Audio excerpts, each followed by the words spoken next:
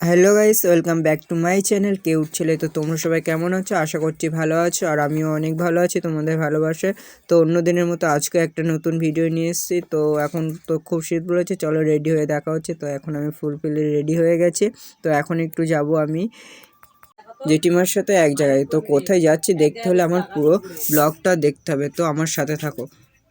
গেলে আমার জন্ডিস হয়েছে, তাই একজনের বাড়িতে যাচ্ছি জন্ডিস তুলতে, জেঠিমা এমনকি আমিও একটু তুকটাকে বিশ্বাস করি সেই জন্য। তো চলো, তোমাদেরও দেখলে বিশ্বাস হবে যে জন্ডিস তুলতে পারে কি পারে না। তো জন্ডিস 3 দিন তুলতে হয়, তো অলরেডি আমার 2 দিন হয়ে গেছে। বাবার সাথে গিয়েছিলাম 2 দিন, আর আজকে জেঠিমার সাথে যাচ্ছি।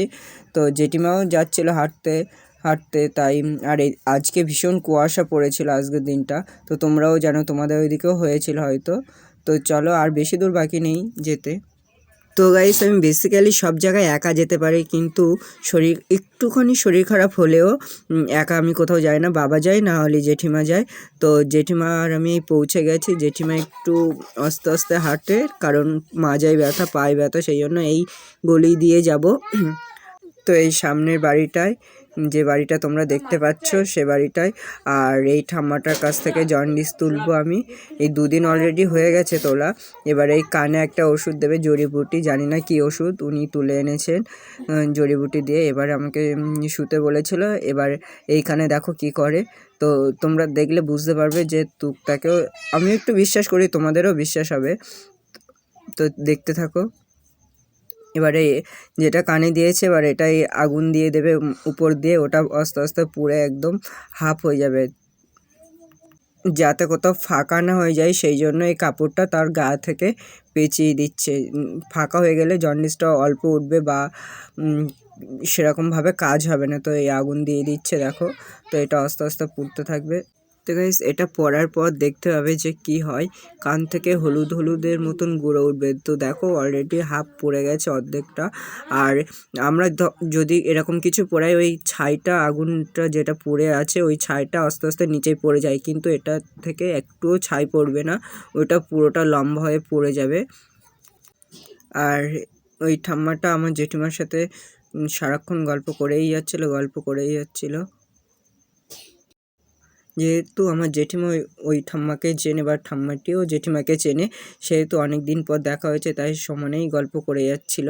আর এই প্রায় হয়ে এসছে। এবারে কান থেকে তুলে ফেলে দেবে নিচেই। ওই দেখো হয়ে গেছে, দেখো হালকা হালকা দেখা যাচ্ছে হলুদ হয়ে গেছে, দেখতে পেয়েছো?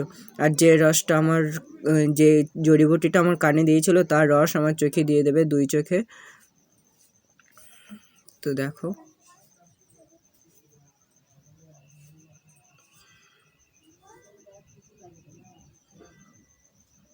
তো 2টো চোখে দেওয়া হয়ে গেছে। এবার বললো কানটা ধুয়ে আসতে। তো এবার আমি কানটা ধুতে যাব। তো তার আগে দেখে নাও, দেখো কানটা থেকে কেমন হলুদ হয়ে গেছে, দেখতে পেয়েছো? কানটা একদম পুরো হলুদ হয়ে গেছে। তো আমি ধুয়ে এসেছি। তো এবারে বাড়ির দিকে যাব। তো আমি আর জেঠিমা বেরিয়ে পড়েছি ওনাদের বাড়ি থেকে। এবার বাড়ির দিকে যাব। জেঠিমার একটু হাঁটুর প্রবলেম, সেই জন্য জেঠিমা একটু আস্তে আস্তে হাঁটে। তো গাইস, চলো বাড়ি যাওয়া যাক।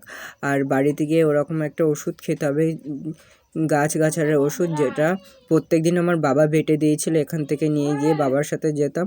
তো আজকে অলরেডি মনে হয় বাবা বেটে রেখেছে, কারণ তাড়াতাড়ি এই ওষুধটা খেতে হবে। কি বিচ্ছিরি ওষুধ। তো আমি বাড়ি পৌঁছে গেছি। তো এই খেয়ে নিলাম। খুব বিচ্ছিরি তিতো ছিল ওষুধটা, যাটা খাওয়ার মতন ছিল না মোটেও। তো তাড়াতাড়ি করে জল খেয়ে নিলাম।